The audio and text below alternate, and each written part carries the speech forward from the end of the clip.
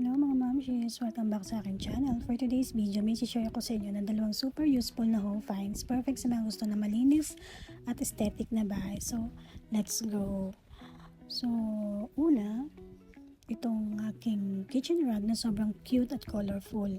Dalawang piraso na siya, perfect ilagay sa harap ng sink at stove. Ang nagustuhan ko dito, non-slip, hindi madulas, safe kahit may tubig, absorbent, sip-sip agad ng tulog, comfy sa paa, hindi siya masakit tumayo kapag nagluluto, at syempre ang design niya super ganda, nakaka-brighten ng kitchen. Kaya mami, kung madalas na nasa kusina ka, malaking tulong ito para sa comfortable habang nagluluto. And the second one is yung aking storage organizer box na nahanap ko online. Simple lang ito pero sobrang useful, lalo na kung medyo makalat na ang gamit sa bahay like toys, clothes, at kitchen items. Ang size niya is around 32.5 by 24.5 by 19 cm, kaya sakto siya for medium storage. May cover din siya, so hindi papasok ang alikabok.